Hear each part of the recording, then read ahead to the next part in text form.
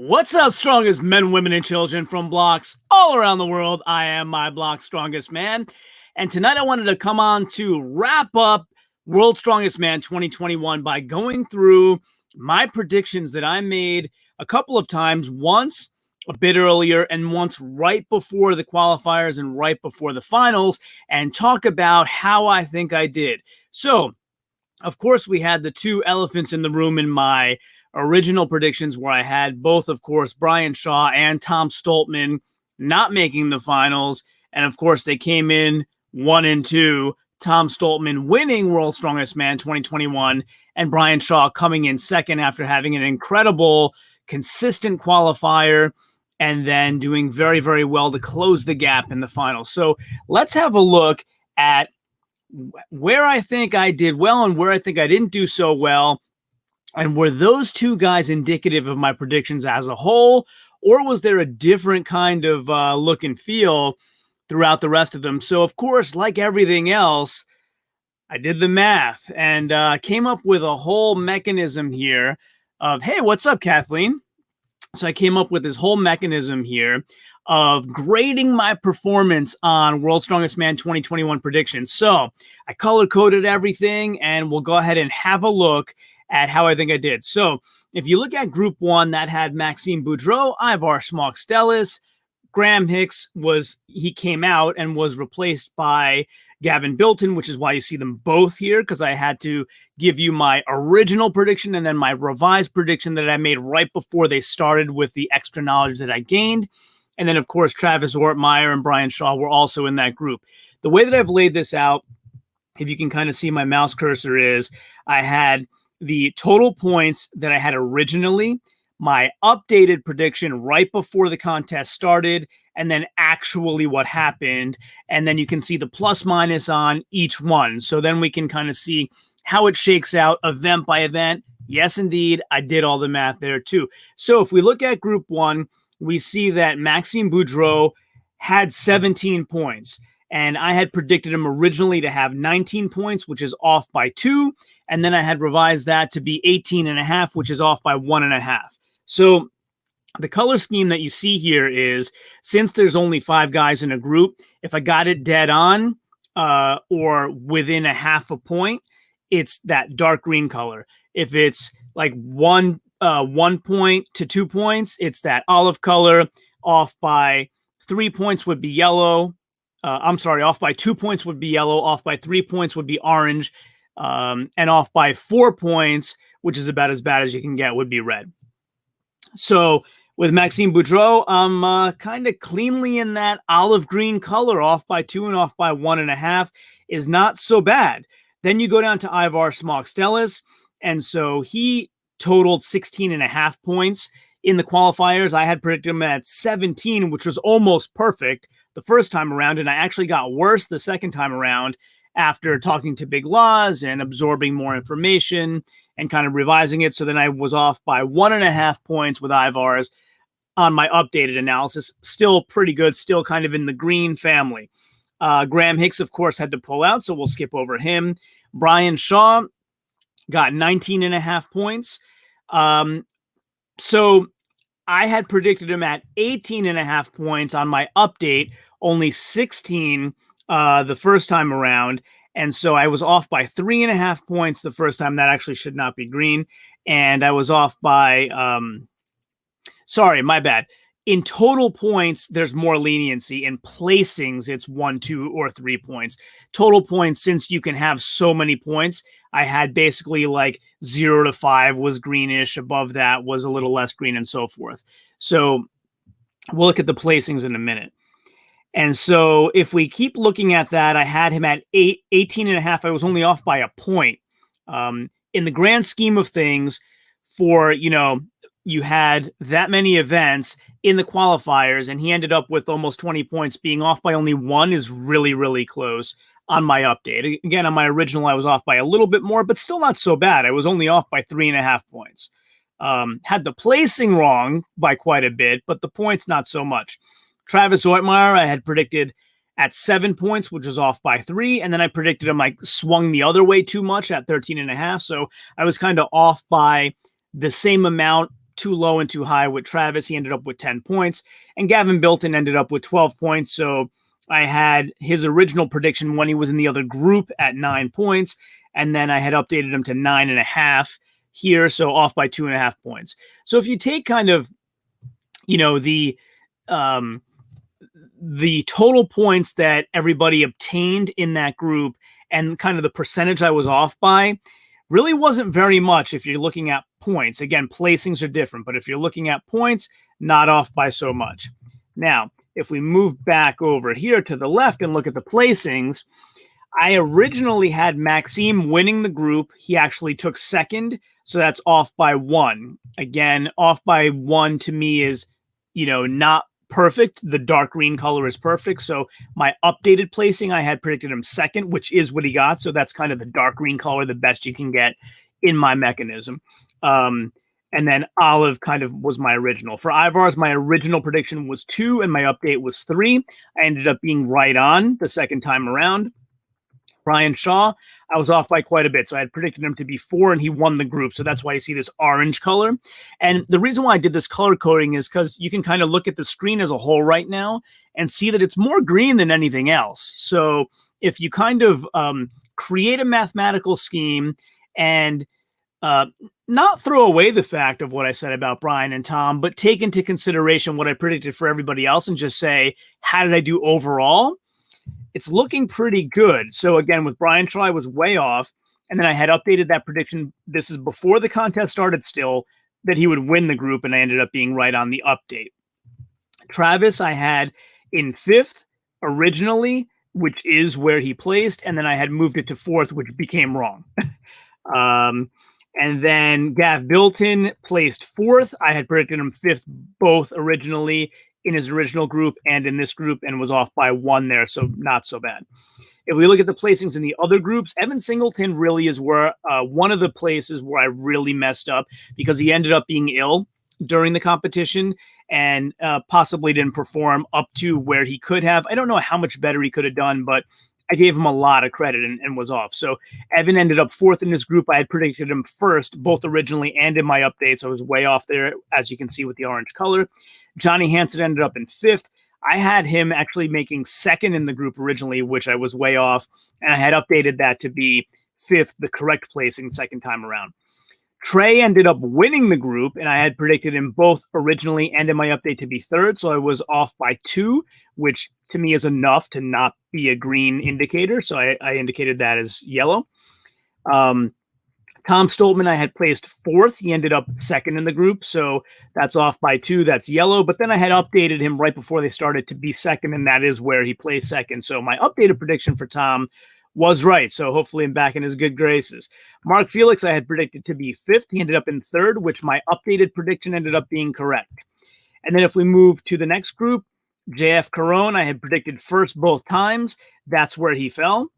Athor, I had predicted 2nd, which was correct the first time. And then I updated it to 3rd, which made me now wrong. Luke Richardson ended up pulling out. So we'll move on to Robert Oberst. Again, a pretty big surprise. So Robert Oberst, I had predicted 4th, and he ended up in 3rd in the group. And Shivlikov, I had predicted 5th. He ended up in 4th, which my updated prediction was right. Back to Oberst. He outperformed what I think a lot of people thought he would do. So, he ended up winning that loading medley. He actually had another win, didn't he? So here's his 5 for the loading medley. He had... Where is it? Was it the front hold? Yeah, the front hold. So Robert Oberst definitely did better than I thought he would do, for sure. And so as we move down the placings, next group, I had predicted Janasha to win that group, which he ended up doing. And not placing any blame, but after talking to Laz, I kind of got convinced out of that and moved him into 3rd. So I became wrong there, where I actually had the correct placing the first time around. Adam Bishop, I had predicted 2nd in the group, both originally and in my update, and that is where he plays. So I got that one right. Jerry Pritchett, I had predicted 3rd, which is where he ended up placing, and then I changed it to 1st. So I should have stuck with my original guns there. Terry Hollins and Chris Vanderlind end up pulling out. Bobby Thompson, I had predicted in first, and he does end up winning the group in first, and then I changed him to second, which ended up being now off by a point. Alexei Novikov, which I think was a big surprise to everybody. So I got this one considerably wrong, but I think that was a surprise to everybody. Ends up fourth in the group. I had predicted him second the first time around, and then had changed my mind to first. So way off both times. I think he, like I said, performed surprisingly, but also in a group that was very, very close to each other. So it's, it would have been difficult for anybody to predict this group. Kevin Ferris, I predicted at third, updated it to third, and he did place third. And then Luke Stoltman, I had predicted fourth both times originally and updated, and was pleased to see him place second in the group. I really love watching Luke Stoltman perform, and I was glad he ended up making it into the finals. And then Gab Bilton, as we mentioned, moved up to Group 1. So he was replaced by Irvin Toots, who I didn't have an original prediction for because he wasn't in the group when I made this prediction. I ended up predicting him fifth, and that is where he placed. So those are the overall placings and kind of the points that I did in my predictions. And we can look at individual events, but as you can see, if you look at the placings and points and kind of scroll down, there are some anomalies where I was off with the yellow and the orange, but for the most part, here's the average. So basically, the plus minus, I was off by 3.1 points in the total, and then 3.5 in my update. So I was actually better the first time around. Now, this is not placings. This is total points. So being off by 3 points, I think, is pretty good. That's my perspective. When people are scoring 18, 19 points and you're off by 3 in your prediction, that's pretty close. So I averaged being off by 3.1 points in my original prediction. And then with the movement of different pieces, I ended up averaging being off by 3.5 points in my updates. So here it is event by event. And as we do that, let's just move back here, and I want to make sure I didn't miss any comments. So I didn't. Okay, so if we go event by event, the frame loading medley, I had Maxime winning that, and he did both times. I had Ivar's in fourth, and he had that barrel bobble. Sorry for the alliteration. So had that one wrong by quite a bit, which is indicated by the orange. Brian Shaw, I had predicted, let's see, 3. These are points, by the way, so not placings. So I had Brian 3, and he ends up with 4 points there. Then I had Travis with 2 points both times, and he ends up with 3. And then Gab Bilton, obviously I didn't have an original prediction because he got moved into this group. Then I predicted him with 1 point, and he had 2. So with the exception of Ivar's coming in with the 1 point where I predicted 4, I did very well in that group. Pretty much same thing in the second group, except Mark Felix. So he ends up with 4 points on this medley. I'd predicted 2 the first time, and then I got better the time after that. But as you can see, mostly green all the way around. So for this medley, pretty good. Now, this is the group where I fell apart, and it's specifically for Luke Richardson and Robert Oberst. So Luke ends up with a point here, and I had predicted him to be 4 points. And then Robert Oberst ends up with winning this event, which I don't know anybody that expected that, but good for him. I had predicted him last, so 1 point in this event, and he ends up winning this event. So I kind of, did have 2 big misses on that group. Then we move on to the next group. So again, here, my original prediction is much better than the ones I moved him to. So I had Janasha winning this, which was actually ended up to be correct. And I moved him down to 2 points, which I should not have done. Adam Bishop, I had predicted for 3 points, and he ends up with actually 1 point on this medley, which I think was a surprise to some. He, is typically better than that on loading events, but I guess the frame really got him here. And then I had moved it to 5 points. In fact, I had given him even more credit on my update, which ends up being off by 4 points, and therefore the red. And as you can see, everybody else is kind of in line. Moving on to Group 5, Alexei Novikov, with the infamous turning around backwards, trying to move the frame further, ends up with 2 points. I had predicted 4 for him, and the opposite. For Luke Stoltman, I predicted 2 points for him, and he ended up with 4 points. So off by a little bit there. Then if we move to the deadlift, so some groups did deadlift and some groups did squat. And group 1 had the squat. So as you can see, I was very good all across there. Greens everywhere. I was either right on target or pretty close to it. Moving on to the next group who had the deadlift. Here I was off by quite a bit. So I didn't get to do the color coding on this area. But as you can see, I had predicted Evan to win this.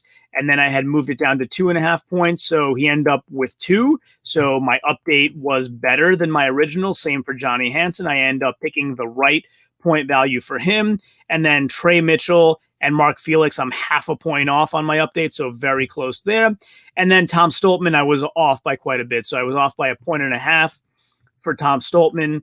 And originally was off by even more than that. So that's where I really had missed. And then we have the next group that had the squat. So I had picked JF correctly to get 5 points. Then I had moved him down to 4, so I should have left that one alone. Very close on Athor, off by only 0.5 point. Luke Richardson, of course, pulls out by this point. Robert Oberst ends up zeroing the squat. So he had issues with equipment with the suit and the knee sleeves. And I had predicted him to do better there. And then Shivlikov, I had predicted with 1 point, bumped it up to 2.5, and he ends up taking 4 points on the squat. Moving on to the next group, going back to the deadlift. So Konstantine's group, he ends up, I predicted 5 points. He ends up with 4, so I should have left that one alone. I end up creating more of a gap there. And then this group, I was, pretty close except for Adam Bishop on my original predictions. And then, kind of still off by that much with Adam. And then I got worse with Jerry Pritchett. But again, he was fighting a variety of different injuries. So that probably played a big part in him not living up to what we all expect of him in the deadlift. And as we move to Group 5, if we take a look there, I had Bobby Thompson winning the deadlift, which he did. So I had him that way in the original and the updated prediction, got that one right. So these zeros here is how far off I was by. So you want zeros or low numbers. So same thing for Novikov. I predicted him with 3 points. That's what he got. Kevin Ferris, very close. I was just off by 1 point in both of my predictions. And then with Luke Stoltman, he performed better than I expected and was actually very consistent throughout the qualifiers. So I was off by a little bit there, a little bit more than I wanted to be off by. So then we move on to the Fingles Fingers and the train push, which was supposed to be a train pull and became a train push. So looking at Group 1, you can see that I had originally Maxime with 4 points. He ends up with 2. So my updated prediction definitely better there. My prediction for Ivar's got worse as I updated it, so it ended up being quite a bit off. I predicted him to be just 1 point, and he ends up with 4. He did, very well in that group, falling second only to Brian Shaw, who was the only one able to do all 5 fingers. And Brian Shaw, I was close. I predicted him to win fingers both times, both of my predictions, and he did. Travis had predicted second, moved it up to 2 points, and then moved it up to 3 points, and that's what he ended up with, 3 points. And Gav Bilton, I predicted 4 points, and he disappointed there, only 1 for Gav. So I was quite a bit off there. The next group did train push, and so again, like running theme with me is I thought Evan would do better than he did, probably partially because he wasn't feeling well. So I had predicted 3 points and then moved it up to 4 points for him. He ends up with 2, so I got worse and was off by quite a bit. With Johnny Hansen, all along, I knew he was going to win this event, and he did. Trey Mitchell did considerably better than I thought. So I thought he was going to come away with 2 points here in both my predictions. Comes in second with 4, and Trey did really, really well. Obviously, in the finals, ending up in 4th place. So big, huge kudos to Trey. I am a big fan, and he came to play this time around. He really, really put in an awesome performance. So looking at Tom Stoltman, I predicted him to get 4 points here. I thought he would do really well. I changed it to 3, and that's what he got, 3 points. And then Mark Felix, ones all the way. I got that one right. Next group also had train push. So I predicted JF to win the train push both times. He ends up with 3 points. I was off by 2 points there, which is considerable when you only have 5 points to play with. Athor Melstead, I predicted to come away with 4 points and then moved it down to 3. And I just got further from the truth because he ends up with 5 points in his group on the train push. Moving on to Robert Oberst, I had said he would get 2 points, moved it down to 1. He ends up with 4. So again, this is another indicator that Robert Oberst just really performed exceptionally well this time around. I hate to keep saying better than people thought, but I have to admit, better than I thought. The numbers are right here. The numbers don't lie. Better than I thought he would, and good for him. Shivlikov, I predicted with 3 points. He comes away with 2. So I got it right on my update, but not on my original. And then as we go into the next group, they had Fingal's Fingers. So Konstantin Janasha, I had thought he would win the Fingers. He comes in second. My update was actually correct. Adam Bishop, I thought would come in second, updated it to 3 points, and he does come away with 3 points. Jerry Pritchett, I thought would come away with 3 points, updated it to 5, and he ends up getting the 5. And then, of course, we have Terry Hollins and Chris Van der Linde both withdrawing from that group. And in group 5, Fingal's Fingers as well. Bobby Thompson, I predicted 3 points, changed it to 1 because Bobby has a foot mobility issue, but he ends up getting the 3 points anyway. Alexei Novikov, I thought would win this. I changed it to 4th, and then he ends up actually winning it. So my original prediction being correct. Kevin Ferris, I thought 2 points. I changed it to 3. He ends up matching my original prediction of 2. Luke Stoltman, I thought would come in last in this event, changed it to 2 points, and then he ends up with 4 points in Fingal's Fingers. So awesome for him. And then Irvin Toots, I gave him 5 points. I'm trying to wonder why I thought he would win this, but yeah, 5 points there. He ends up with 1. So very, very interesting there. And then, of course, we go into the overhead medley. So if we go back up to group 1, everybody did the overhead medley. As you can see, green's on top. I was close with Maxime and Ivars. Brian, I was off on my original, but very close on my update. Travis Ortmeyer, kind of green all the way, very close. And Gav Bilton, I was off by quite a bit. So he ends up with 3 points there, and I had given him 1 point there. In the next group, if we take a look, we can look at the plus minus areas here. So I was only off by 1 or 0 points for everybody in my original. I end up getting worse for Trey Mitchell. So Trey ends up winning the overhead medley, and I had changed my original prediction of 4 points to 3. So I got worse compared to where he ended up going there. And it's funny because it reminds me of the discussion I had with Big Laz where he was telling me how well he thought Tom Stoltman would do in the overhead medley. And I said, do you really think Tom Stoltman can out overhead press Trey Mitchell? And he said, in a medley like this with transitions, yes. So I kind of changed my mind based on that recommendation or that piece of feedback, and I probably should have left it the way it was. Tom Stoltman, who I had said would get 2 points and then changed it to 4, ends up splitting the difference at 3. And then Mark Felix, I had said 1 both times, and that is where he ended up. Moving to group 3, we had JF Caron, who I said would win it. He does end up winning it despite all the he can't overhead press stuff from last year's World's Strongest Man. And in my update, I actually got 1 point worse. I should have left it the way it was. So looking at Athor Melstead, I predicted 4 points, changed it to 3. That's where he ended up. And then for Luke Richardson, he ends up, pulling out there before this event, actually. Robert Oberst, I had predicted 3 points, changed it to 2, and that's where he ends up with 2 points. And then this one I was way off. Shivlikov, I predicted 1 point both times. He ends up with 4 points in this event. So we move on to group 4, and here you can see I was really off with Jerry Pritchett, but again, he's fighting bad injuries, so I was 3 points off there. He ends up zeroing the event, and I had said he would get 3 points, and then I actually changed it to say he would win, but you don't know about these injuries until you know about them, and that's all that is. So we move on to group 5, and here Bobby Thompson ended up with 2 points. I had said both times he would get 4, so I was off by 2 points there. Same thing with Novikov. I was off by 2 points in my original, and then got it right the second time, saying he would win the overhead medley. Off by 1 point only both times with Kevin, so close there, and off by 1 point in different directions for Luke Stoltman, so pretty close there as well. And then Irvin Toots I had right on the money, 1 point. And then, of course, we move into everybody's favorite event, the Pickaxe Hold. So looking at the Pickaxe Hold, how did I do there? Well, starting to see some oranges and yellows. So with Maxime and Ivars, I was very close. With Brian Shaw, you start seeing some yellows, so I was off by 2. But Brian Shaw, you can't really count that one, and I'm not trying to make an excuse, but Brian had the group all but locked up. All he had to do was not zero the front hold, so he ends up with 1 point, but that's not a real 1 point. Like, Brian could have done far better than that and probably gotten the 3 points that I predicted, so I'm not going to count that one. Travis Ortmeyer I had predicted originally with 1 point, changed it all the way up to 5, and he ends up with 2.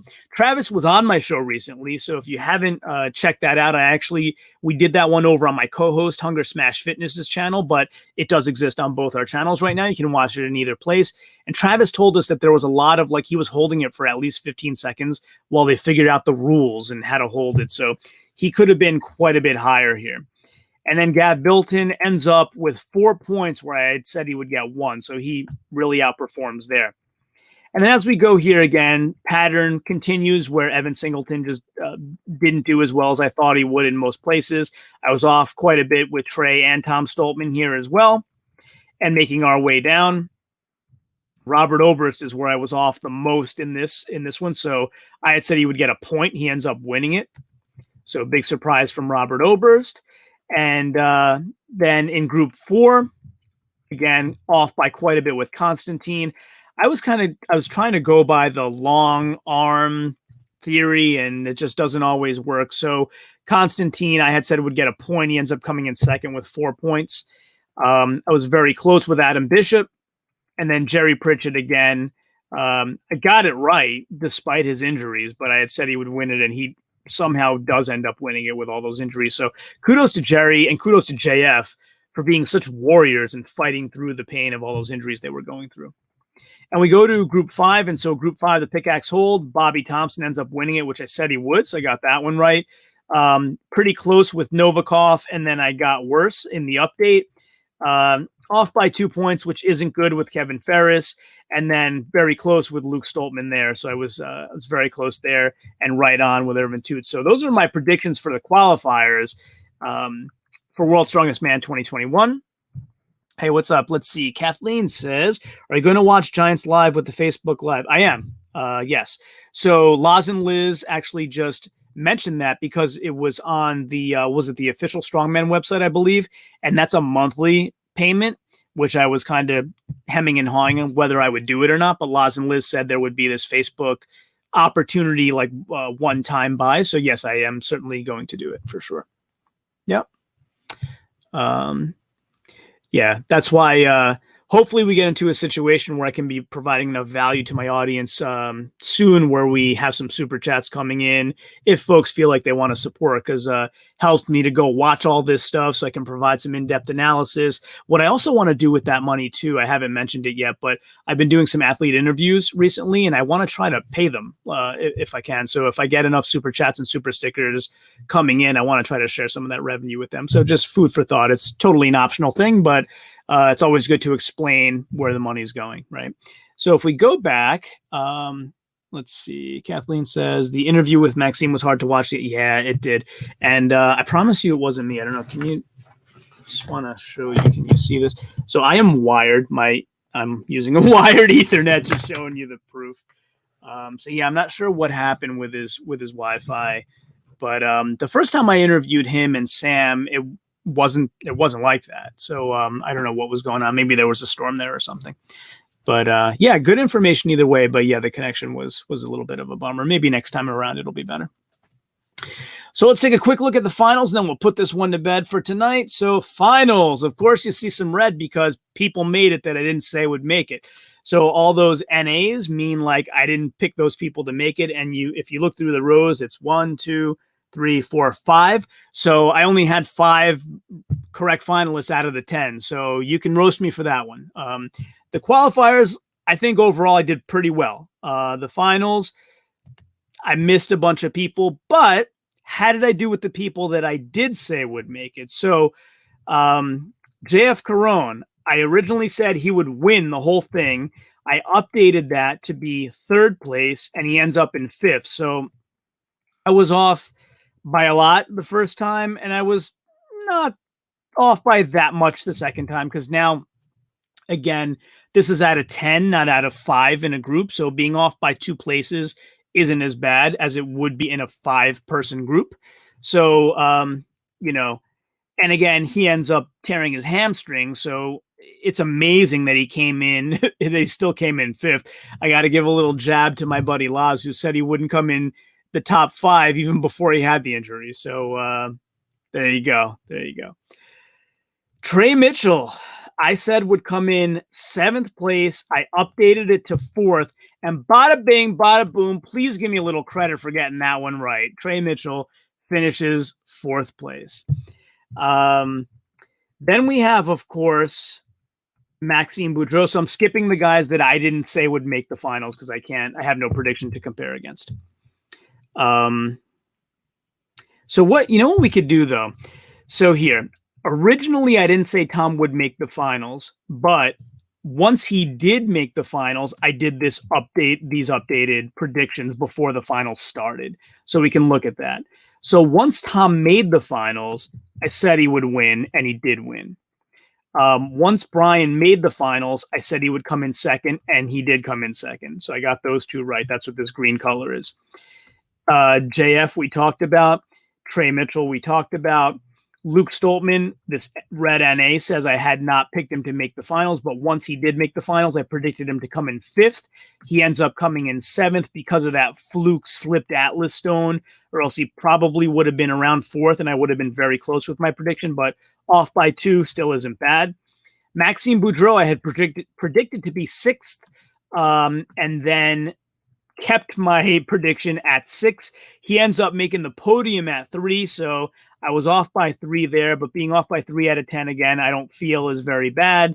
And it's funny, if you watch the interview with Maxime, he said his goal was to make the finals. So he actually really outperformed the goal that he had set for himself. Bobby Thompson, I said would be 5th.